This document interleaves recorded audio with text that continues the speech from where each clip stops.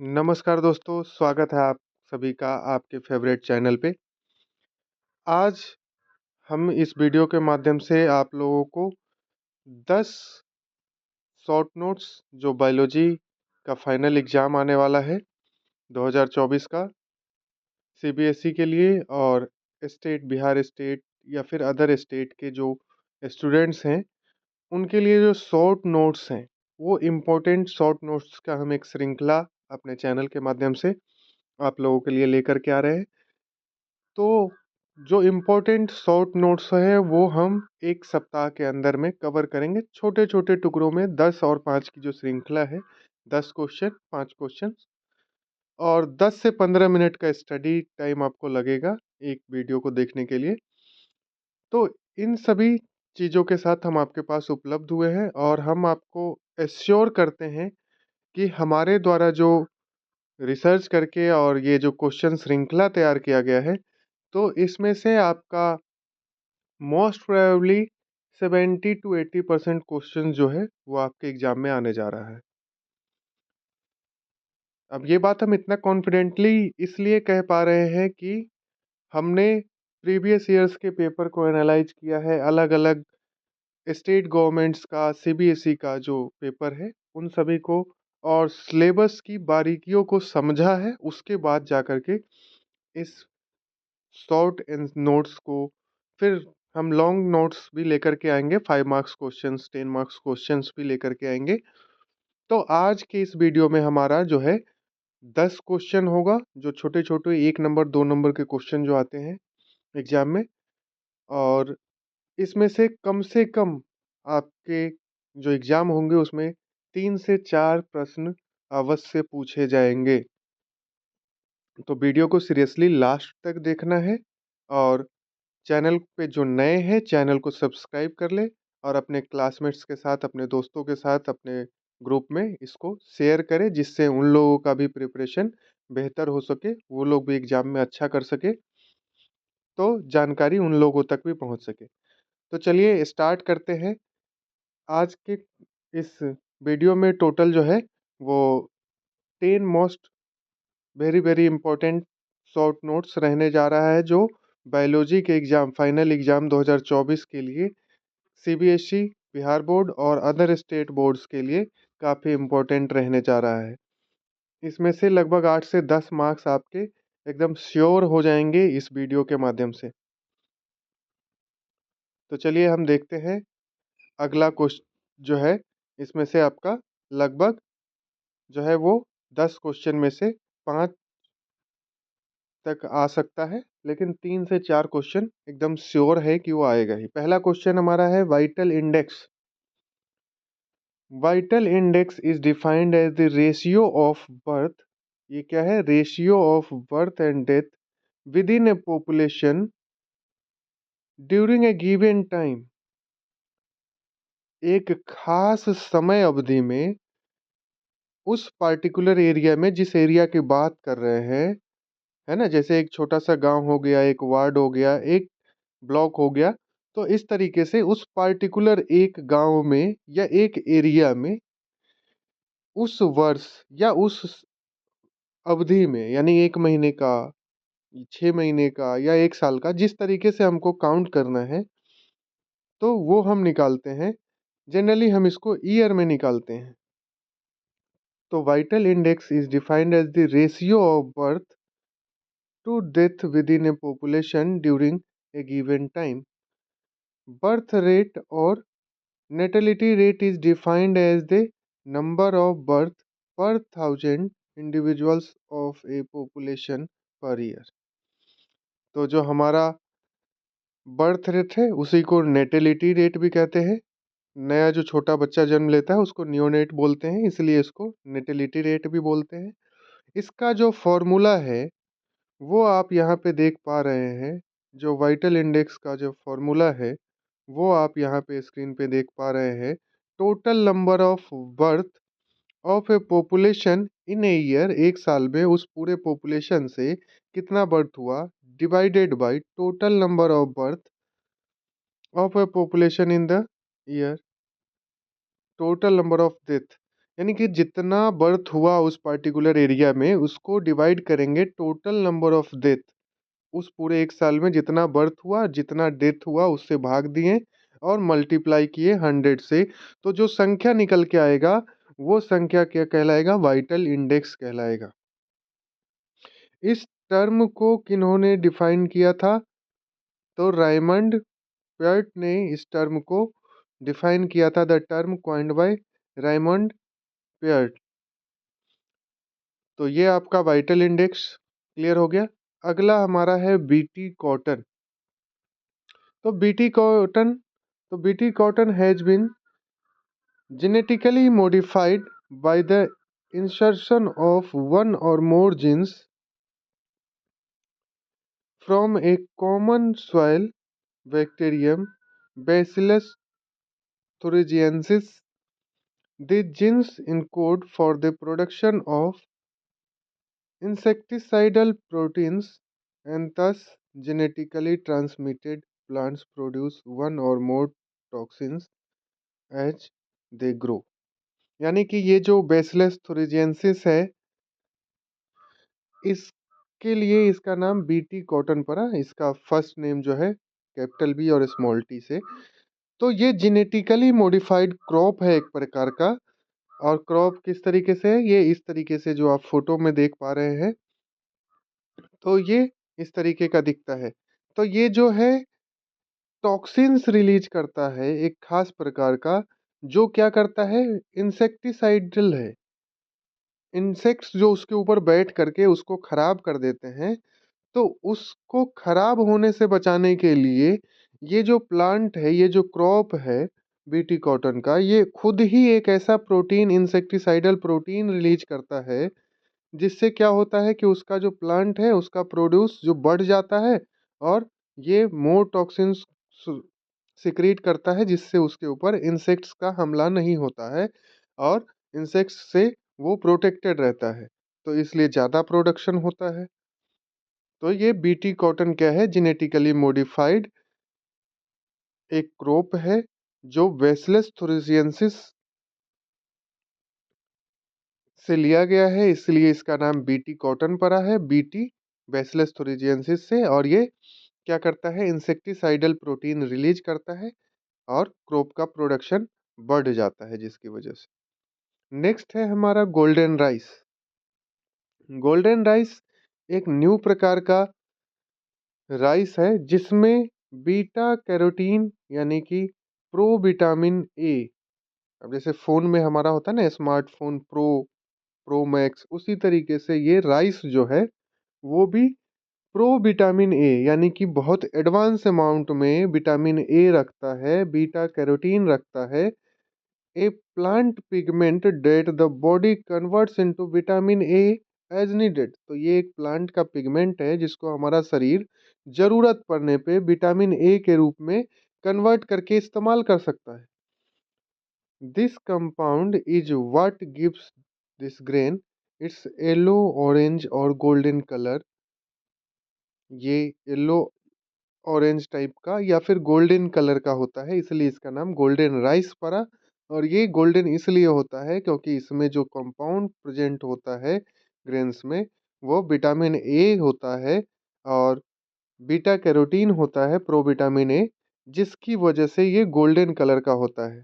और ये क्या होता है? विटामिन ए में रिच कंपाउंड होता है। कई बार नीट के एग्जाम में भी इस क्वेश्चन को लिया जा चुका है और अदर कॉम्पिटिटिव एग्जाम में, कि गोल्डन राइस में कौन सा विटामिन पाया जाता है या क्या पाया जाता है? तो उसका आंसर होता है विटामिन ए। अब हमारा अगला क्वेश्चन है टीआरएनए। टीआरएनए हमारा नेक्स्ट क्वेश्चन है, यानी ट्रांसफर आरएनए। इसको एब्रिविएट करेंगे स्मॉल टी और capital RNA. Is a small RNA molecule that plays a की रोल इन प्रोटीन सिंथेसिस। ये प्रोटीन सिंथेसिस में बहुत ही की रोल यानी कि मेन रोल अदा करता है। Transfer RNA serves as a link और एडाप्टर। ये एक जो है ट्रांसफर आरएनए एक लिंक के तौर पे काम करता है। किस, कहाँ पे? Between the messenger RNA, mRNA के बीच में एक मैसेंजर के तौर पे, एक संदेश वाहक के तौर पर काम करता है। Messenger RNA molecule and grow chain of amino acid that makes up a protein. और ये मैसेंजर आरएनए के बीच में एक वाहक का काम करता है, संदेश वाहक के तौर पे काम करता है। और ये क्या करता है, अमीनो एसिड के जो चेन है उसको बना करके और प्रोटीन के सिंथेसिस में मदद करता है। ये आप देख पा रहे हैं स्क्रीन पे UGGAAU। तो ये क्या है, अमीनो एसिड्स है जो एक चेन बना रहे हैं इस प्रकार से। और ये चेन क्या कर रहा है, प्रोटीन के फॉर्मेशन में मदद कर रहा है। यहाँ पे आप टी आर एन ए देख पा रहे हैं और इसमें जो है ये कोड है उसको भी आप देख पा रहे हैं यहाँ पे। चलिए, तो T R N A clear हो गया। अब भोपाल गैस ट्रेजेडी के बारे में, तो ये एक हादसा था, भोपाल में हुआ था। तो भोपाल गैस एक प्रकार का मैन मेड या ह्यूमन डिजास्टर कह सकते हैं। तो भोपाल डिजास्टर और Bhopal gas tragedy was a chemical accident on the night of 2 to 3 दिसंबर 1984। 1984 के दिसंबर 2 और 3 को ये रात में हुआ था। कहाँ पे, at the Union Carbide India Limited, एक पेस्टाइज, ये कंपनी है यूनियन कार्वेज इंडिया लिमिटेड, जहाँ पे पेस्टिसाइड बनाया जाता है। प्लांट पेस्टिसाइड बनाता है। और ये कहाँ पे है, भोपाल मध्य प्रदेश इंडिया में है, इसलिए इसको भोपाल गैस ट्रेडजी के नाम से जाना जाता है। इस प्रकार का ये इंडस्ट्री था जहाँ पे हो रहा था और इससे लोगों का हाल हो चुका था, क्योंकि वो जो गैस था वो एयर में मिल गया था और लोगों को जो है शरीर में ऑक्सीजन के साथ वो भी इंटर कर जा रहा था इनहेलेशन के माध्यम से। और इनहेलेशन के बाद वो अंदर जा करके different types of abnormalities create कर रहा था और कई लोगों की जान गई इसमें। तो ये क्या है, भोपाल गैस एक डिजास्टर था जो भोपाल में हुआ था। और कहाँ पे, भोपाल में, तो union carbide India limited pesticide company है, पेस्टिसाइड प्लांट है, जहाँ पे 2 से 3 दिसंबर 1984 को ये घटना घटित हुआ था। अब हमारा नेक्स्ट है हेमोफीलिया। हेमोफीलिया क्या है, ये एक प्रकार का इनहेरिडिटरी डिसीज जेनेटिक डिसऑर्डर है, जिसमें क्या होता है कि बॉडी का जो एबिलिटी होता है, ब्लड जब हाथ कट जाता है या कहीं पे कट लग जाता है तो वो क्लॉट हो जाता है, थक्का जम जाता है। तो उसको थक्का जमने के लिए जो प्रोसेस चाहिए, जो नीड होता है, उस प्रोसेस को ये कंप्लीट नहीं कर पाता है। और ये इस वजह से नहीं कर पाता है क्योंकि जो एक्स सेक्स एक्स क्रोमोसोम पे लिंक्ड होता है, तो ये जेनेटिकल डिसऑर्डर है। और एक्स लिंक पे ये जो हमारा एक्स क्रोमोसोम होता है उस पे ये लिंक्ड रहता है, उसी पे ये प्रेजेंट होता है। और इस वजह से हेमोफीलिया होता है। यानी कि जो ब्लड लॉस हमारा हो रहा है वो ब्लड लॉस होता ही रह जाता है। ब्लड हमारा जम नहीं पाता है और जमेगा नहीं तो वो स्टॉप नहीं होगा बहना। तो माइनर सा भी, छोटा सा भी कोई कट लग जाता है कहीं पे तो बहुत सारा ब्लड निकलने का खतरा रहता है, वो स्टॉप नहीं होता है। तो इसी बीमारी का नाम है हेमोफीलिया। हेमोफीलिया और haemophilia is a mostly inherited genetic disorder that impairs the body's ability to make blood clots, a process needed to stop bleeding। तो ये एक प्रक्रिया है जो जेनेटिक डिसऑर्डर है जिसमें जो ब्लड क्लॉट यानी कि खून को थक्का होने से रोकने का जो प्रक्रिया है वो नहीं हो पाता है। अब सेक्रेड ग्रुप्स की बात करें, सेक्रेड वुड, तो सेक्रेड यानी कि जो हमारा धार्मिक चीज है, धार्मिक लकड़ी है, तो सेक्रेड ग्रुप्स और sacred woods are groves of trees that have a special religious importance within a particular culture. Sacred groves features in various cultures throughout the world। तो ये एक प्रकार के जंगल का समूह है जो कि अलग अलग स्पेशल रिलीजन में उनका अपना पार्टिकुलर रोल है, पार्टिकुलर कल्चर में। तो वो कल्चरल वैल्यूज रखते हैं, मान्यताएं, जैसे हिंदू रिलीजन में हो गया पीपल का पेड़ वगैरह।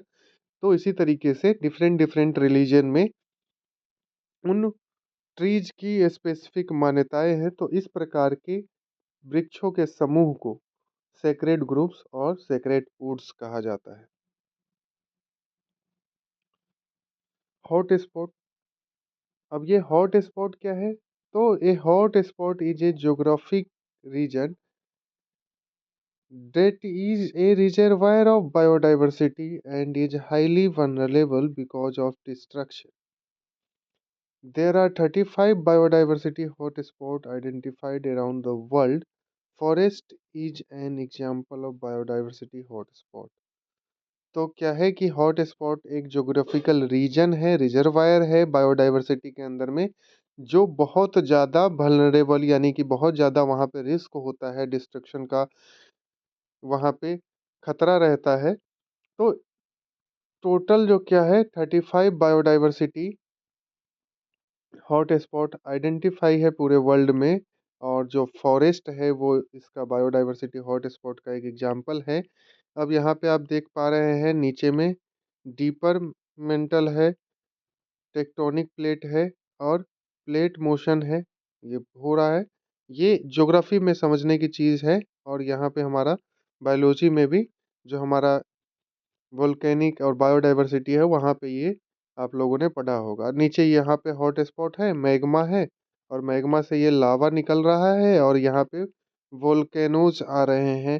ये वोल्केनो प्रोन एरिया हो गया, यहाँ पे वोल्केनोज आने की संभावना होती है। तो इस तरीके से ये पूरा मैकेनिज्म होता है। तो जहाँ पे ज़्यादा संभावनाएं है वैसे 35 बायोडाइवर्सिटी हॉटस्पॉट आइडेंटिफाई है पूरे विश्व में, और खास करके ये जंगल और समुद्र वाले एरिया में माउंटेन्स पे इस तरीके का देखने को मिलता है। अब हम बात करें जेल इलेक्ट्रोफोरेसिस की। तो जेल इलेक्ट्रोफोरेसिस क्या है?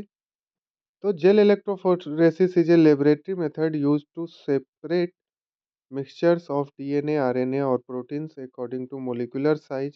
In gel electrophoresis, the molecules to be separated are posed by an electric field through a gel that contains small pores.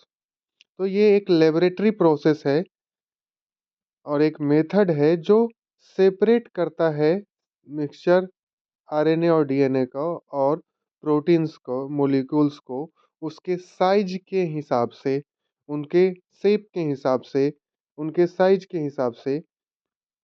और ये क्या करता है, मॉलिक्यूल जो सेपरेट करता है उसको पोस करता है इलेक्ट्रिक फील्ड से पास होने के लिए, और जहाँ पे स्मॉल पोर्स प्रेजेंट होता है उससे उसको पास कराया जाता है।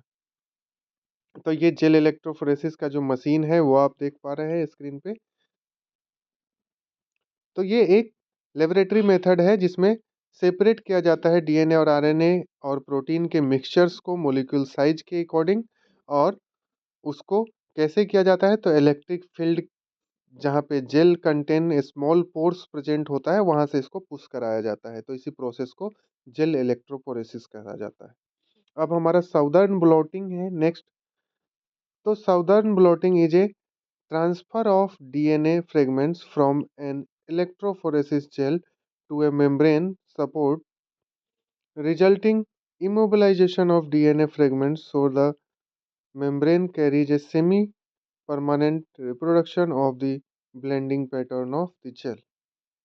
तो ये साउदर्न ब्लॉटिंग का पूरा इमेज दिया हुआ है। तो ये क्या है, ट्रांसफर करता है डीएनए फ्रेगमेंट को जेल इलेक्ट्रोफोरेसिस के मेम्ब्रेन के सपोर्ट से, जो कि क्या करता है, इमोबिलाइज कर देता है। इमोबिलाइज यानी कि उसको रोक देता है डीएनए फ्रेगमेंट को।